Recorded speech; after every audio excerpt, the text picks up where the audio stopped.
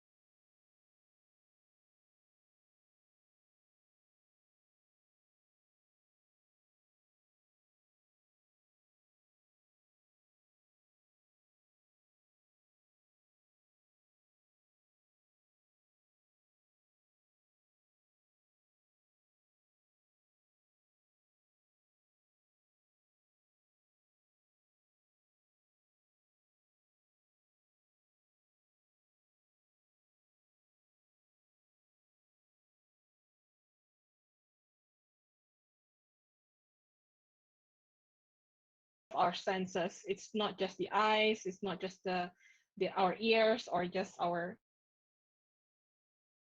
and can be how you smell.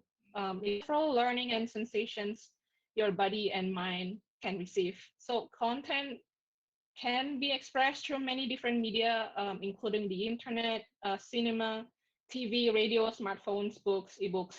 I'm sure you maybe know it better than me, like what other media or platform out there which can contain contents. And even live events like this or conferences and stage performances are also counted as content. And now the another question after that is how to gather insights, where to start. It's important to have something interesting to start before going into creative brainstorming when you want to create a content. So how to do that? I think um, a principle that I always have at the back of my mind for every single one of my projects is that it's always a balance between facts and intuition. So you can combine facts with some intuition, and you will have an insightful peek into the users, into the audience mindset and behaviors. And I'm not going to be super strict about how you define insights. Also helpful to look at functional and emotional insights. So what is emotional insights? It can be explained as part of the excitement um, of your audience in engaging with this content. Just for example, maybe following a social trend is the feeling of having a feeling up to date, and they can be excited emotionally about your content or your idea. Or another example of emotional is probably it's something you can do together with your friends, and then it creates emotional excitement because you can also not just enjoy the content, but also you can bond with your friends while doing so. Another type of insights is functional. So, for example, you use local slangs because it's a great way to grab attention and make contents relatable. Or maybe some other functional could be other linguistic um, characteristics that may be unique to Taiwan that can grab attention quickly, or maybe it's an image, or maybe it's a tune, maybe your ice cream truck jingle, something like that. All right. So the meaning of the word insight involves depth and mixture of hard facts and intuition, like what I said just now. For simplicity, we're going to define this as just signals. Those can be as major as revelations, or they can be simple and confectionery. Well, that may sound kind of deep, and it might be not. So if you ask someone why they watch videos on YouTube, they probably will say, maybe because I'm bored, or to see if it can make me laugh.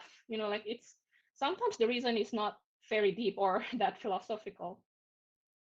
So when you start to combine data and research you have with your intuition and life experience, you start to figure out things that are more specific and special. So these meaningful insights, you have to spend a little bit more time and be patient as well in observing what's happening around you. These are hard to find, but when you do, it opens up to great creative ideas. And we're going to add one more distinction for our purposes. An insight is something that you can do something about. For example, as soon as you found that using local slangs are a preferred way to communicate with the audience, once you find a click point, you can make specific content decisions based on that. For example, you could decide to make a wordplay involving slangs, catchphrases, quotes, daily life, catchy conversations that your audience will love, and they will want to requote you and reshare it with their own communities as well. So how to get the deeper insight? I think the very basic actions is to keep asking why and so what, even after finding statistics and observations. You might get an interesting motivation why people are behaving a certain way, why different communities like different things are interested in different channels or things like that, and ask why again to get to what are the real underlying reasons are. Drilling down like this may require you to research more, like to do interviews maybe, for example, or to do qualitative research, but you may also trigger your instinct to come up with a hypothesis for certain behaviors if you keep doing um, these questions, asking why and so what. You will get there. So keep these insights in mind as you choose your concept, and go back to these steps repeatedly for more refined works. Like I said, nobody really master content in overnight. So sometimes it takes practices. So don't give up even if you stumble upon a wall, and you just have to don't lose faith and keep trying different things.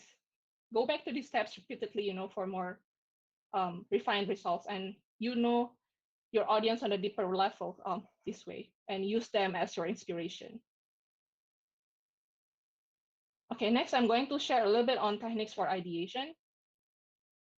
So this might seem like a very simple step for you, but I really think that in initial brainstorming, quantity is actually crucial. When you go into generating ideas, spend at least half an hour to jot down anything that comes to mind. Only then you start narrowing down to the high quality ones. For example, doing associative brainstorming, brainwriting, freestorming, or any other avenues that allow you to just go there and pour your ideas without filtering anything. This is just one example of that brain exercise. So could you in the Slido polling list as many words as you can and don't filter? What comes to your mind when I say handwriting recognition? So any idea or any triggering word, just pour into it, and then we'll take a look what it's going to look like.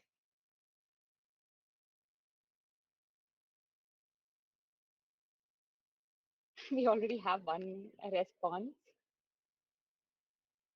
And the link is the same. Please use the same Slido link. I'll ping it again on the chat. So like Davina said, write whatever comes to you top of mind when I say handwriting recognition. Think about what you want to say.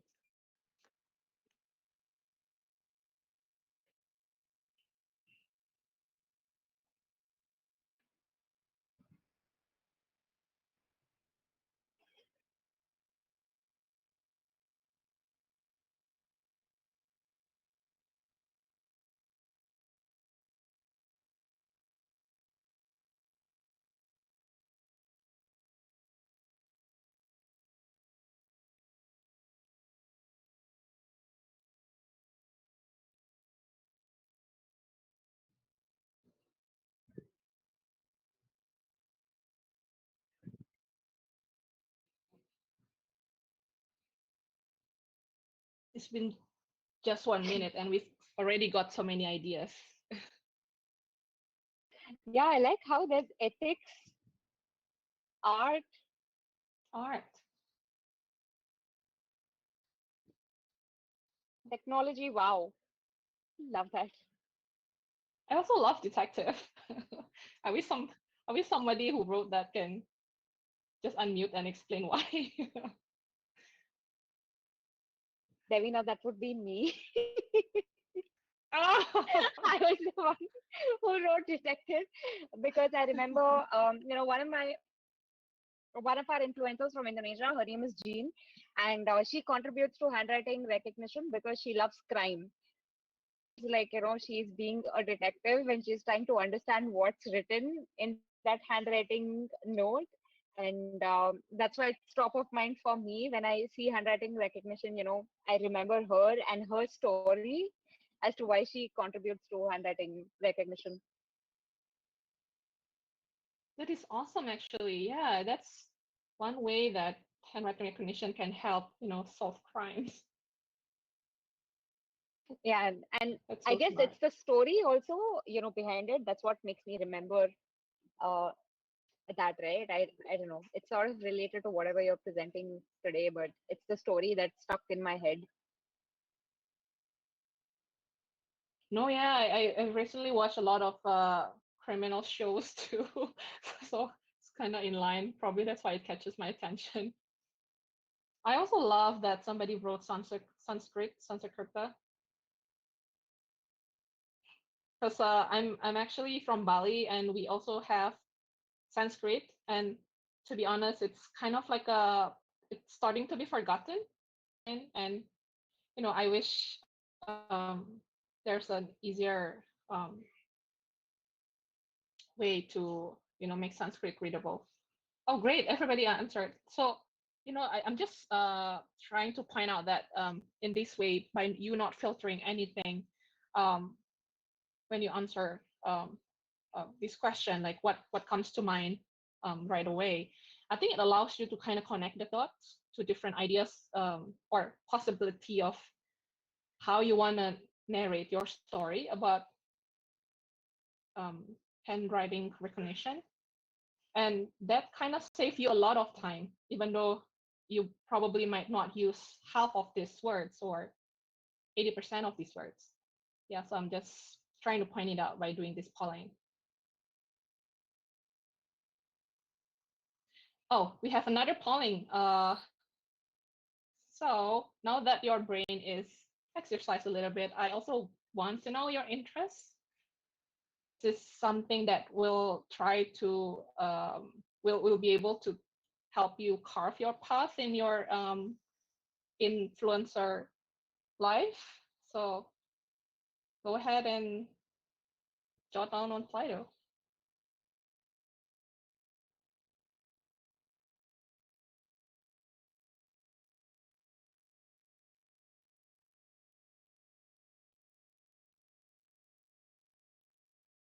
It's amazing how the responses are fast on this. Of course, everybody's interested in something, no? Through that.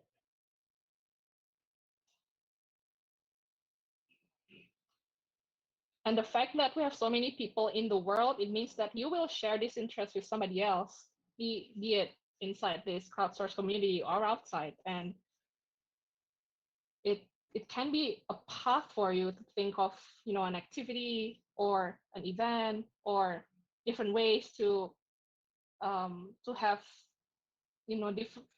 have different people outside of this crowdsourced community to use Google products that can facilitate their interests as your interests as well.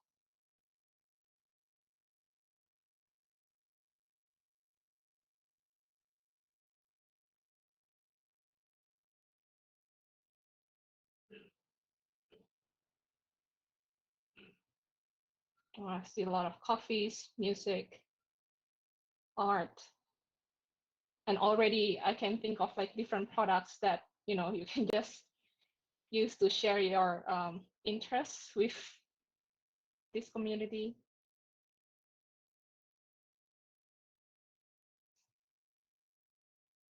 like Google Map or image capture. Um, yeah, there are just so many different ways um, that you can tap into that are in line with your passions, I feel. So I think this is also going to be a very good data point for IB to help you craft your journey that are in line, yes, for your mentoring. Yeah, so you can do, you can do something that is um, in line with your passion, and that way you will not feel very burdened, or you will not feel tired when you do um, content or when you plan for activities or events to do something that you love as well. I love the diversity here, Devina. We have windsurfing, scuba diving, technology, uh, pets, photography. It's just amazing Yeah, how we have so many interests in one room. yeah, and I saw also trading, learning new things. So people who are looking for intelligent activities, you have it Yeah, all. You have them all here, IB. You have a great team. aw- yeah, awesome. And we have a comment that seeds have chosen learning. Mentors have chosen mentoring, and seeds have chosen learning. Yeah, awesome. Over to you. Davina, one small Exactly. thing, if you can stop presenting and start again, because right now the screen is very small. Um, for us, Oh, we need to pin the screen to see what you're saying. okay. Hang on. Let me stop presenting.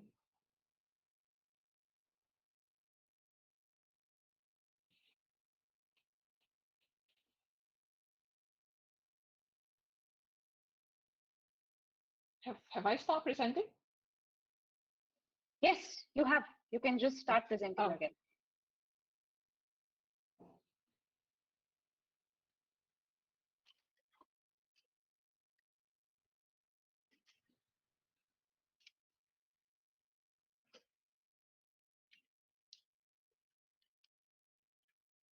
Yeah, you're back.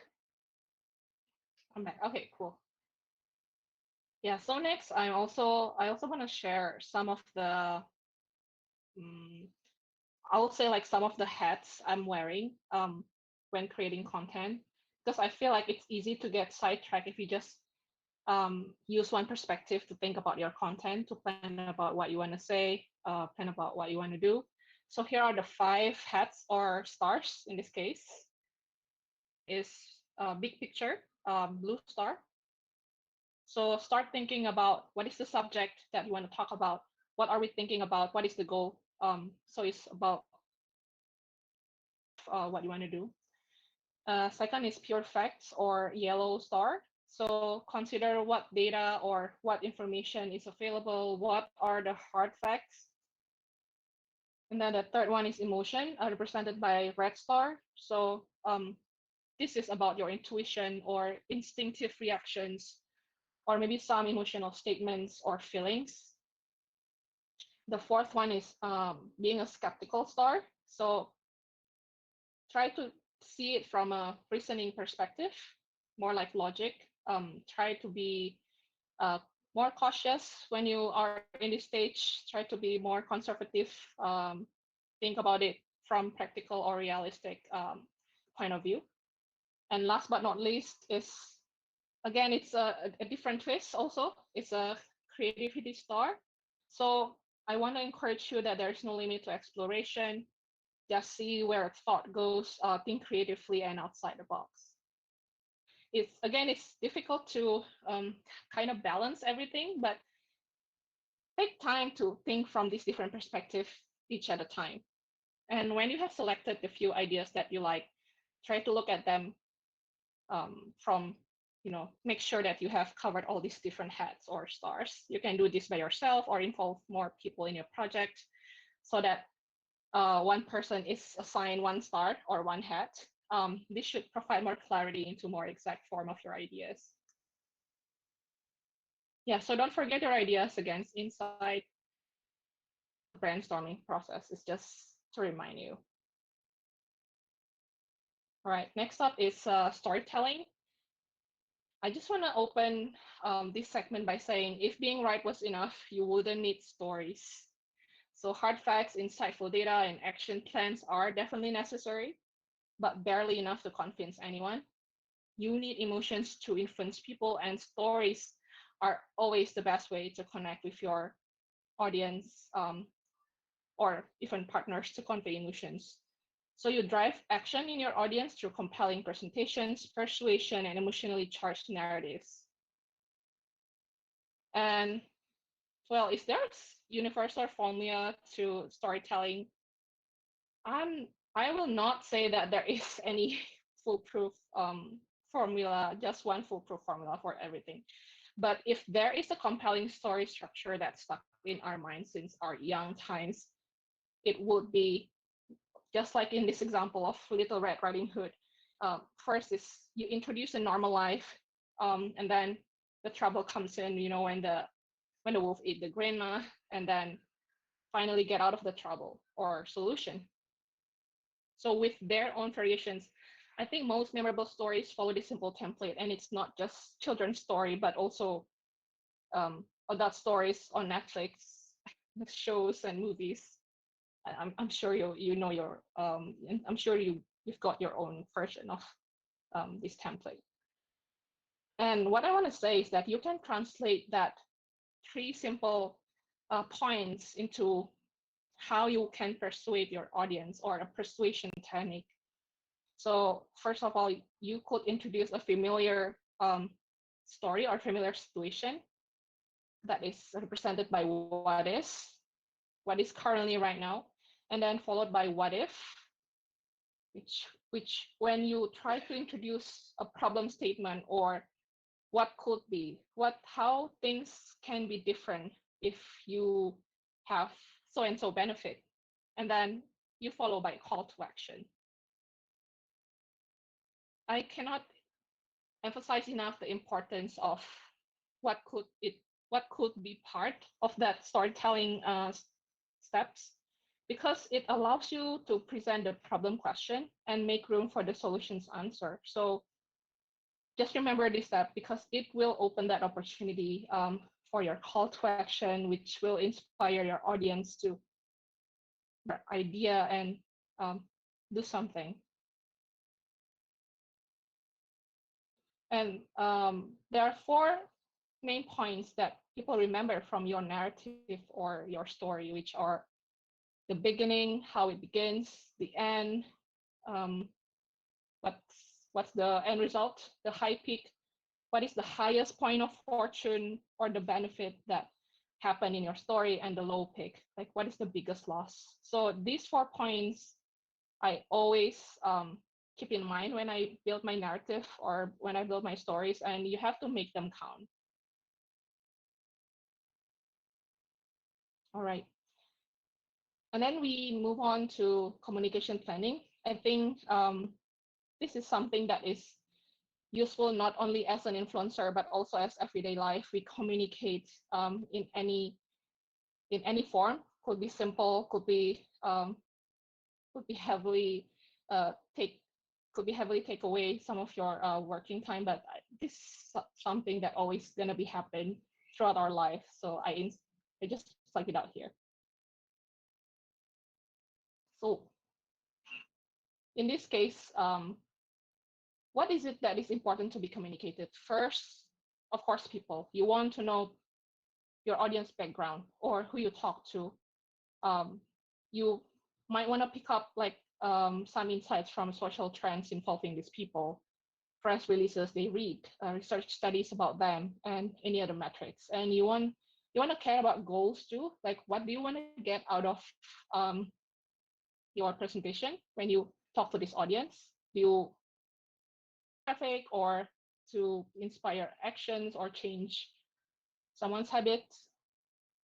And you also want to be mindful of resources. By resources, I mean is anything that you have with you. It could be skills, it could be platforms that you have or you own, it could be fellow collaborators that you know of, could be followers if you have already, or even equipment, something that is really really tangible. It's also considered resources. So first point is people or audience. Definitely something that you want to find out is what do they care about, what do they respond to, and where's their head at. You want to know like what they are thinking, what um, what is hot topic for them at the moment. And the second point is goals. How do you want them to think differently? How do you want them to feel differently, do differently? And what are the, even if you don't really have even if you don't really have a lot of time to explain yourself or explain your narrative, at least think about the 3 points that you want them to remember. And I think this will help you focus on the right things to say, the right things to present to people. And last but not least is take a look at yourself and surrounding, and your surrounding. What do you have right now? Who are willing to help you? And are there other collaborators with the same goals?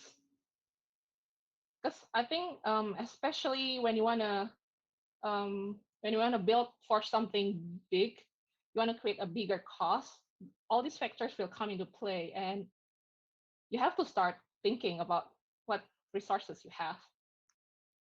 And with that in mind, just another polling.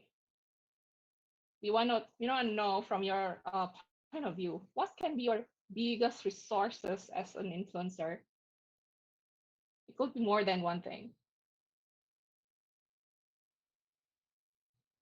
Devina, shall I take over the presentation Sorry.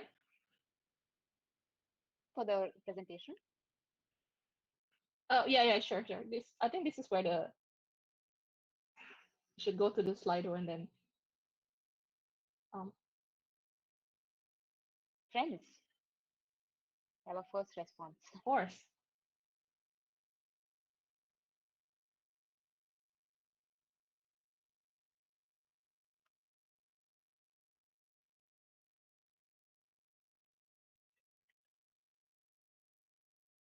Humor, I love it.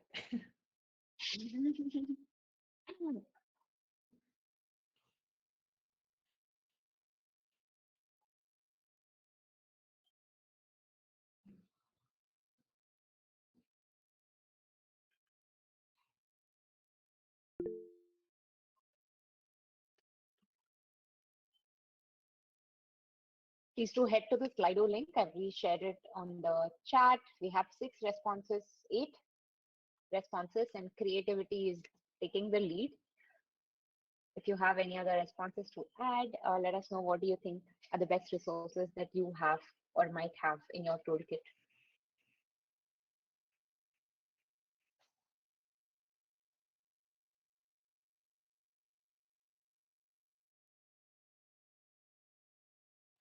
I love how this group is very creative. I think Mhm. a lot of them have said creativity. Creativity and friends. Oh, Yeah. uniqueness. That's right. Yeah.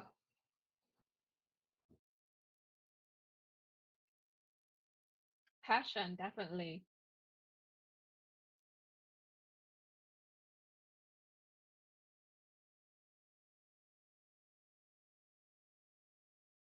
Shops. I think some of them are really loving me. That's great.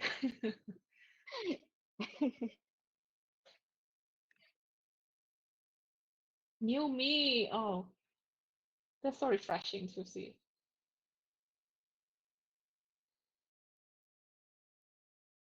All of these are definitely valid resources, and I would just to like to point out that creativity is definitely something that will open new paths and lead you to think outside the box. And the best part about it is it does doesn't need to be always your own creativity. It could be someone else's. So you can always take someone else's ideas and collaborate and make it something, cook it together, make it something better, bigger, more scalable.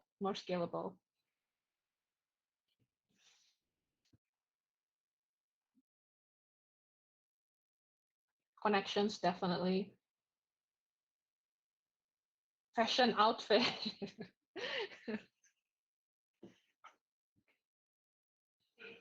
All right, I think everybody has answered. I feel.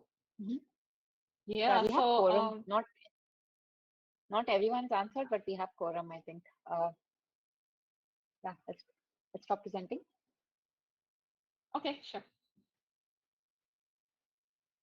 All of them are definitely valid, and I hope IB keeps that in your inventory.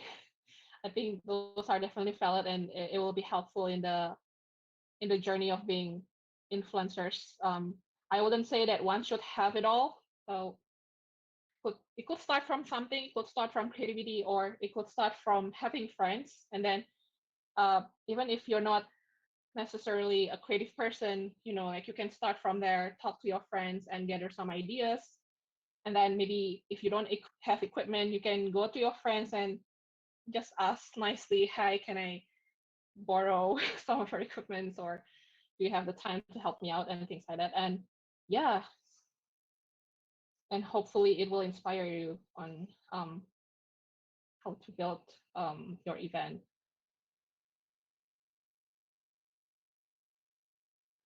All right, and I just want to point out some of the examples from previous influencers. I think this one particularly was initiated by an Indian influencer. Correct me if I'm wrong. It's really heartwarming to see him like organizing this event with just communities that reach out and talk about their languages, different languages um, that are so relatable to their life. So you can recognize how easy it is to do. It's basically just simple tables with um, some greetings, some simple phrases to learn from each other, and that is how they get connected and spread the word about translations and how it can probably potentially help you out when you travel or you want to make new friends. Another one that I love is food sharing. I'm a big foodie, and I think this is a really great way to show how technology can make your life more enjoyable, more delightful. I mean, look at everybody smiling. uh, yeah, so it's just a great way, a smart way, and also easy. I feel it's not rocket science. I just want to say that yes, even though you're a crowdsourced influencers, but the things that you share is not necessarily very techy. It could be something that is very fundamental to people's life like this.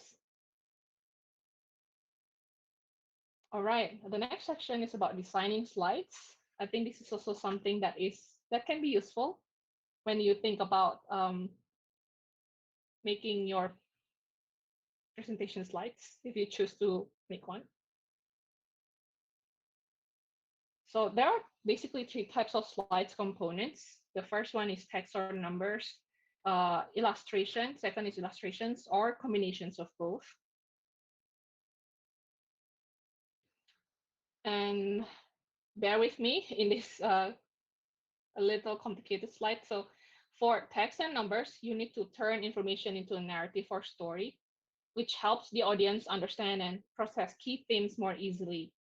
And furthermore, the narrative is presented into key ideas rather than displaying long sentences. So these are the functions of text and number.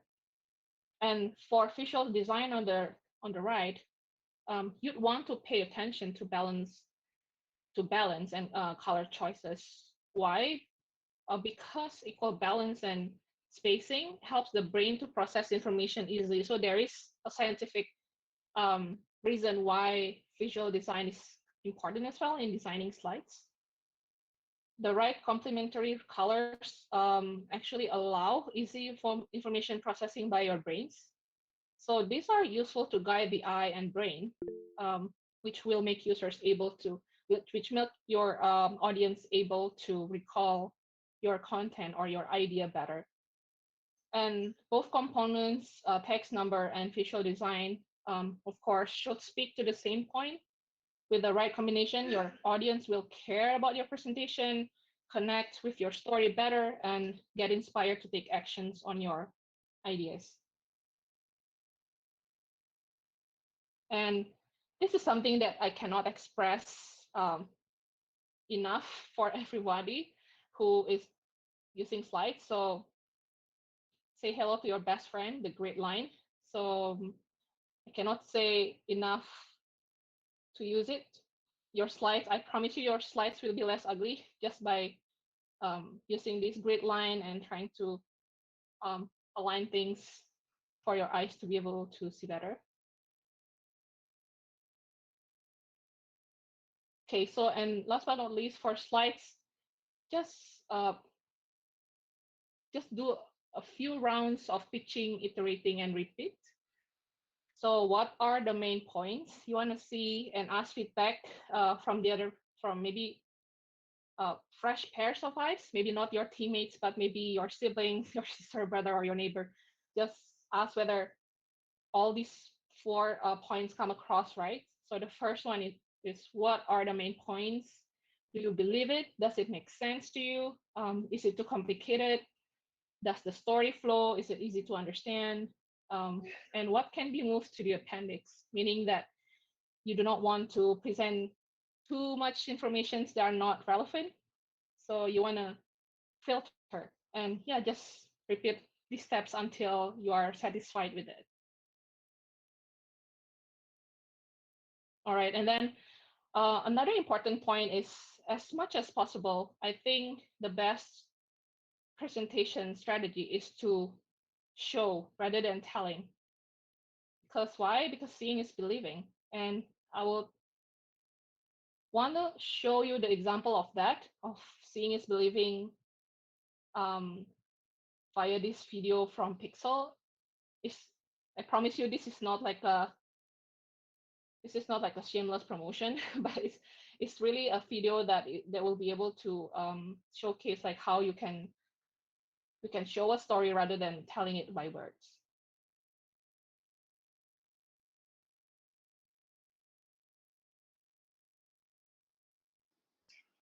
Nevina, we can't hear the video. Can you stop Oh, presenting and restart? oh, that's weird.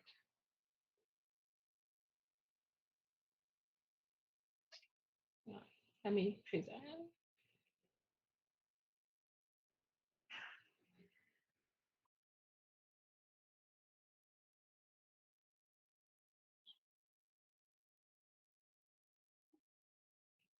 Can you see it? We can see it. Coming Let's towards try us, and I knew it's going to hit on my side, and it's just... This is Chris. I'm Chris. He's married, We met in college. likes to go hiking, and take photographs. But this isn't a story about that.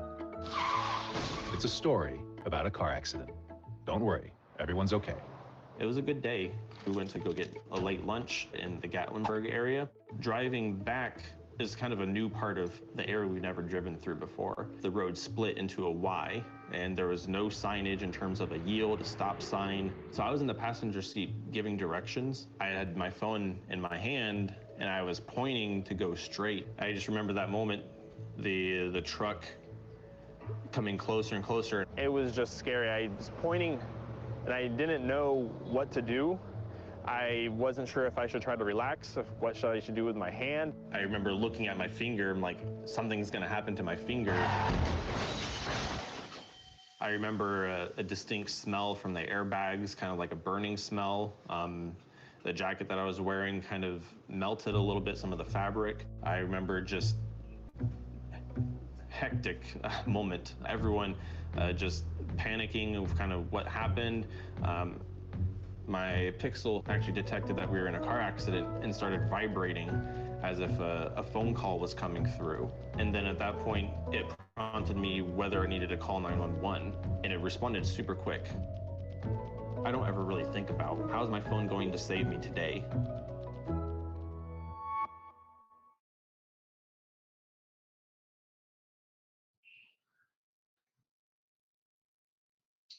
Yeah, so I was just by playing this video, I just want to show you that, to tell an idea or a story, it doesn't have to be always um like by preaching about it, by saying all the words about it, like, hey, Pixel can save your life by detecting car crash. Like, rather than saying it, it's more powerful by showing it to you guys. So I think that's a great tip.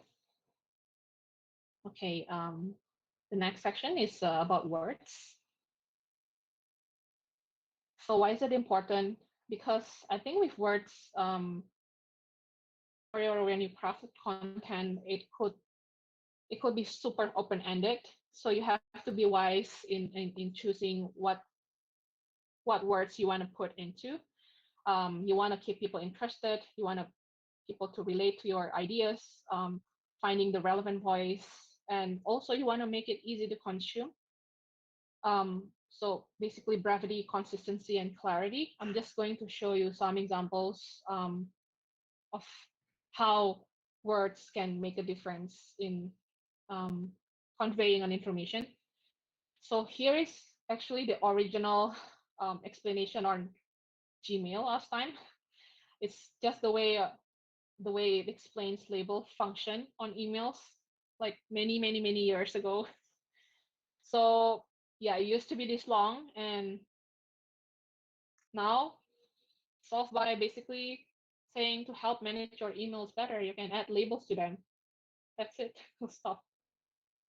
It gets to the point a lot faster than these long sentences divided into two paragraphs. And you want to be consistent, meaning that in using a certain word, you want to stick on using that particular word to ensure that your audience or readers are familiar with it and feels comfortable to read. So you can compare the left and the right. They're basically saying the same advertisement.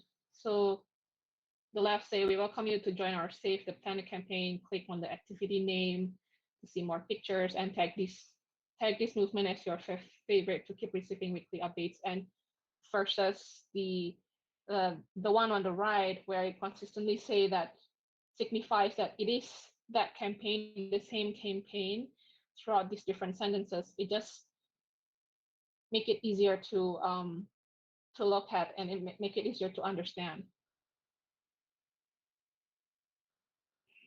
Okay, last pop polling, I promise is the last one. Something related to word as well. So if you read this sentence, the cat chased the mouse until it stumbled and fell. Which fell, the cat or the mouse? I think we can You take can the look answers into on the the Slido chat. link. Oh, yeah, sure. that's sure. easier, right? Yeah. This is Yeah, simple. sure. So, who fell? Just use the chat box here, and let us know.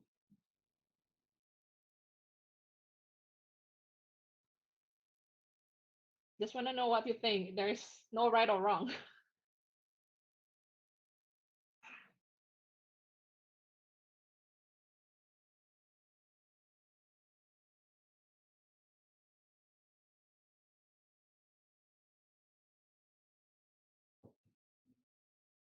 Both.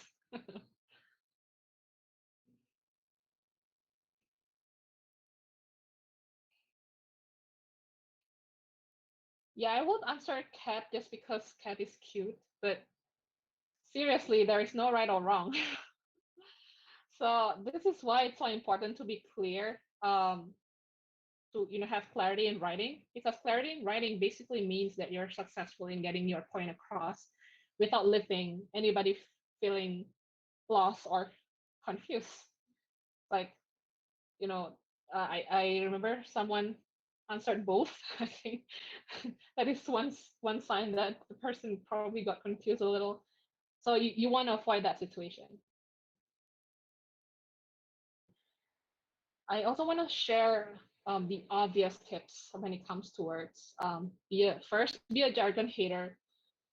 I don't really have the examples in other language other than English, but like just basically choose words that can get your point across faster or shorter. And then flex your editing muscles. Sometimes less is more. You want to keep it simple um, and easier to understand. And definitely do not fret to rewrite, and don't feel like you're wasting time by rewriting, because rewriting is basically part of writing. And what are the great outcomes when it comes to your content? First, it will be rewarding. It's worth the time spent by you and by your audience. It, it's something shareable, such that your audience want to tell about it. They want to post about it. They want to share, tell someone else's about it. And last but not least, it should be tied back, so it feels close to home, something relatable, something that is significant to their life. So, yep, basically it. I think I finished just nice on time, so I'm not in trouble, right? Thank No, you you're not everybody at for all. listening.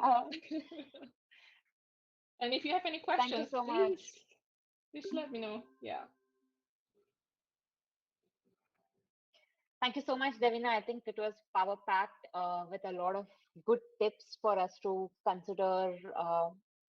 Love the framework that you gave all of us. And I realized, we are just 2 minutes close to the 1 hour that we promised you all. So if any of you have other commitments, feel free to drop off. But for those of you who have questions for Devina, I already see one question on chat from Kaushal. Kaushal, if you want to unmute and ask your question. And maybe we'll not use Slido for the question. We'll just use unmute and chat box here. Just because I have to Sure. drop off for another call, but Devina is happy to stay back and answer all your questions. So whatever questions you have, Devina, she's kindly agreed to stay on for 10-15 more minutes. So bring on your questions, how to write content. I know a lot of you have planned social media content or blog posts, or even if you have any coursework related or work related questions for Devina on how should you think about content when you're presenting, right? So feel free to ask those questions to her. She's a content queen and the expert. A lot of the things that go on behind assistant are, stuff that she and the team writes. So I'm Devina, over to you to, take Kaushik's first question. Yeah, Hello, we'll be hi. happy to. Thank you for the workshop. It was amazing. So my question to you is as that my background is on a marketing front, and we see that these days many of the brands try to create an artificial story to promote their own brand. So it is always really needed to bring up an original story, or you can say a true story to make a right impact in this arena. Yeah. So I think first of all, I think nowadays there is nothing quite original anymore, I would say. Like it could be a mixture of one original story and another original story, and then it mash up, I think. And I think people also, the audience also feel that. So I think the one thing that we should keep in mind is keep it real. um don't You don't need to I wouldn't say like fake it, but you don't need to craft something out of the necessity of being different. But I think it's gonna be interesting to see, to explore different perspective, especially what kind of perspective your audience will care about. So for example, if your target audience or target market is young moms, for example, what are young moms thinking about nowadays? Like it could be something from the past that are not used again so massively nowadays, and then you can reintroduce and repackage it in a modern way. So I think it's always re-exploring, rediscovery, and yeah, just keep it real. You don't have to always be pressured to make it like super, super, super original if it's not true. I hope that Thank you so helps. much. Yeah, that helps. Thank you.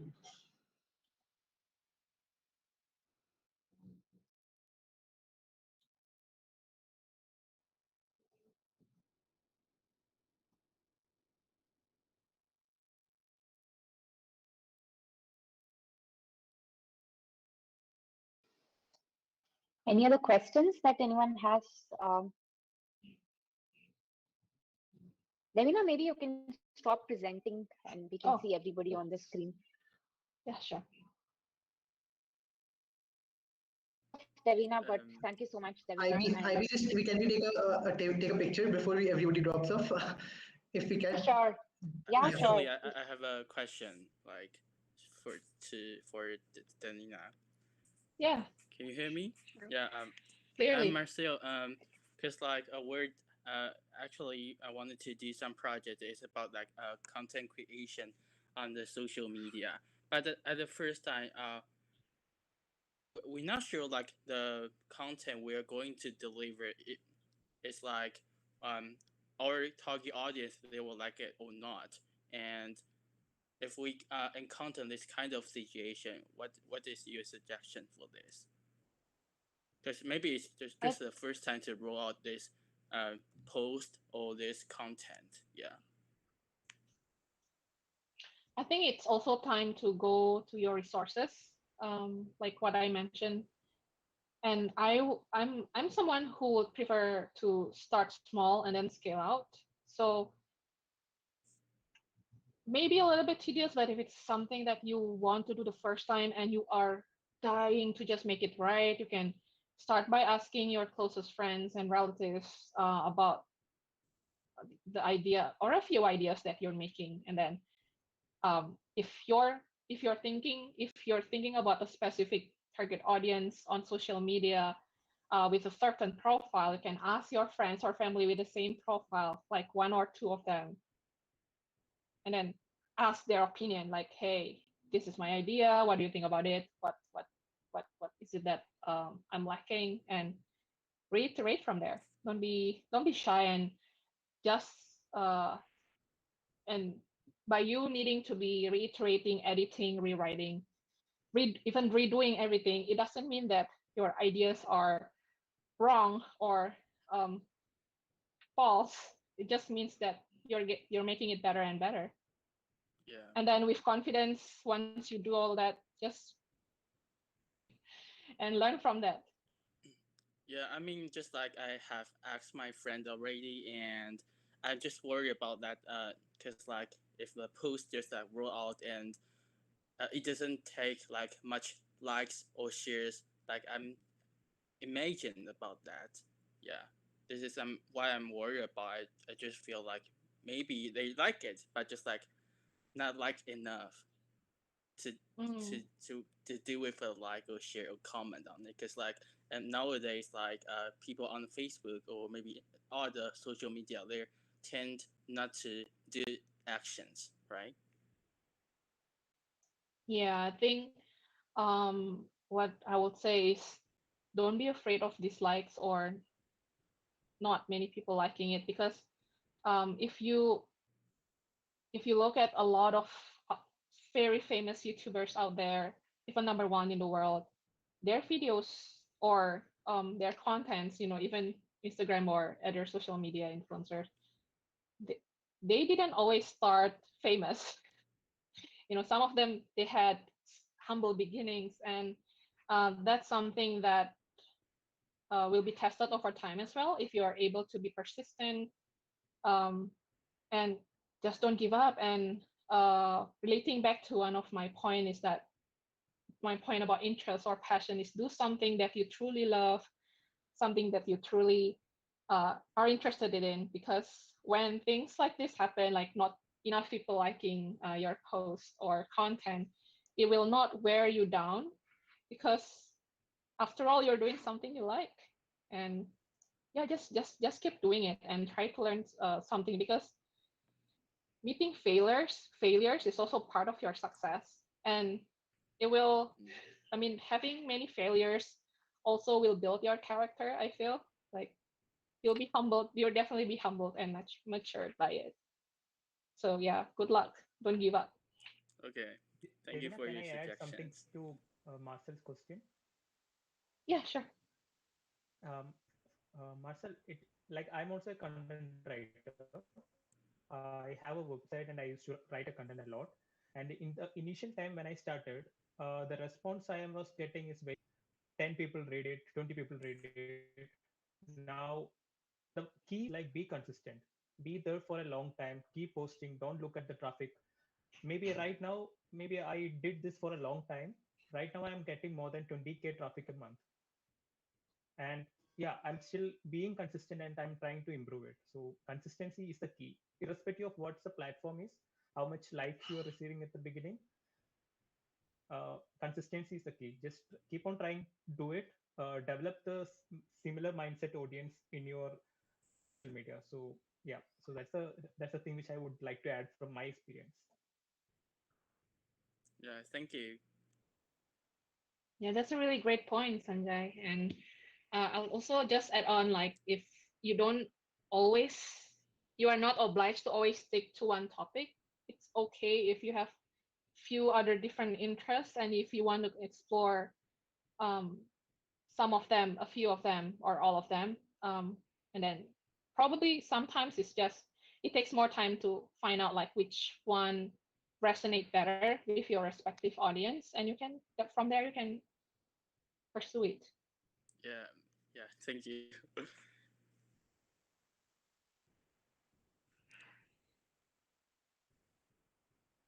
Alrighty, other question. You can also ask about something that is not related to the content today if you are curious about working at Google or working for content creation. You can also ask that.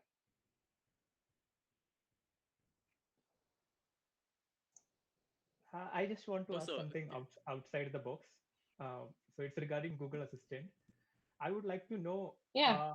how your role helped Google Assistant to scale up, because when I was a developer for Google Assistant from 2017, and I have seen a drastic scale up happen in Indian market especially. So how did your role help in scaling up the market? Uh, could you just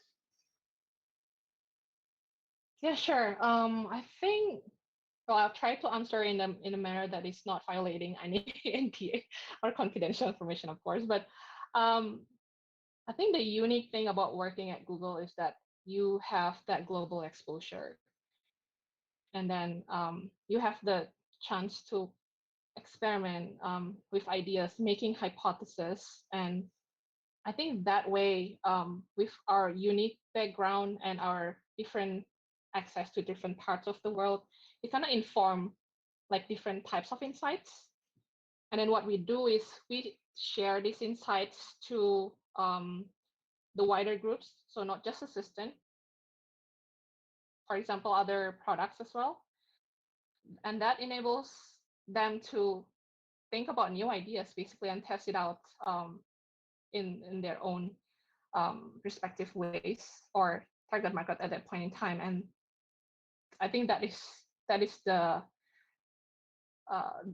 very important factor in scaling out um, to things beyond just the Google Assistant. Hope that answer you. yeah, perfect.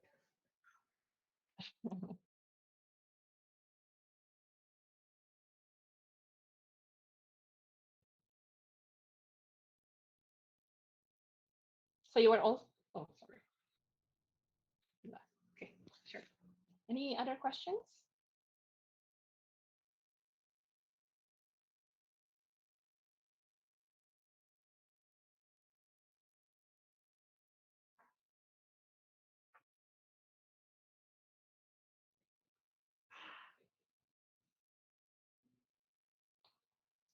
Well, if not, then I guess we can wrap it up here. And again, I just want to say thank you for everybody who are here today. If you have any feedback, I think IB has dropped a survey form that you can go and fill in. And yeah, hope to see all of you again next time. Have a good rest and stay safe.